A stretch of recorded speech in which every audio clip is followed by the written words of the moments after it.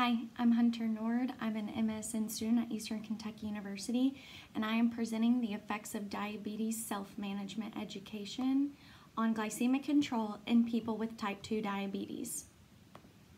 The significance of the problem is diabetes. Diabetes affects around 29.1 million people in the United States and is the 7th leading cause of death. About 28% of Americans with diabetes are undiagnosed, and about 86 million Americans have blood glucose levels that greatly increase their risk of developing type 2 diabetes within the next several years. Financial costs of diabetes in 2012 was $245 billion, and this includes medical care, disability, and premature deaths. All these facts were taken from Healthy People 2020. The theory I chose to focus on was the self-care of chronic illness theory. It was created by Riegel, Jarzma, and Stromberg in 2012. Its key concepts are self-care maintenance, self-care monitoring, and self-care management. Self-care maintenance refers to provider recommendations such as lifestyle modifications and medication regimens. Self-care monitoring refers to routine, vigilant body monitoring, surveillance, or body listening, and the goal of this concept is recognition that a change has occurred. And self-care management refers to the evaluation of physical and/or emotional changes in the body that help determine whether or not action is needed. The first study I chose to focus on was my Level 1 study. It was a systematic review of 120 randomized controlled trials. It was done by Shervala, Scher, and Littman, 2015. Its aim was to determine the effect of diabetes self-management education, or DSME, on the change in hemoglobin A1C levels. It included a total of 11,854 intervention group participants and 11,093 control group participants. All had type 2 diabetes, all were 18 years or older, and had any comorbidity. Study findings revealed that DSME resulted in lower A1C results after a median duration of 6 months and contact hours being greater than 10. This yielded a p-value of 0.04 and was deemed statistically significant. The second study I'm going to talk about was a Level 2 study. It was a double-blind, randomized controlled trial completed by Saruku, Kazilksi, and Erger, 2017.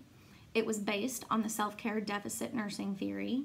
139 patients recruited from the Diabetes Education Center at the University Hospital in Izmir, Turkey were included.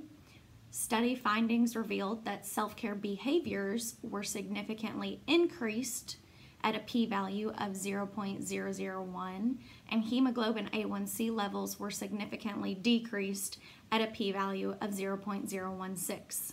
The intervention group hemoglobin A1C levels decreased to 7.47% from 7.85%, which was very significant. The third study was a qualitative study that was embedded in a randomized controlled trial. It was completed by Crow et al. 2017. The aim of this study was to explore the experiences of diagnosis and education for people living with type 2 diabetes who have suboptimal glycemic control.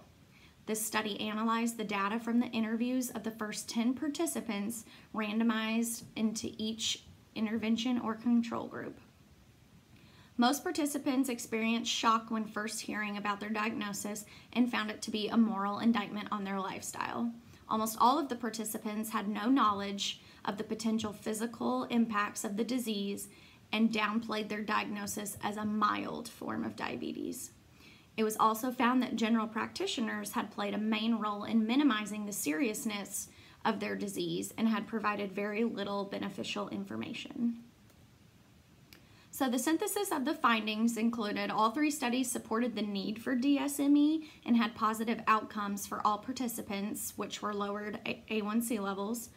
Strengths included randomization in all studies, and there was no risk of harm to any participants. And results are statistically significant and evidence-based in nature. So the intervention is the Diabetes Self-Management Education Program.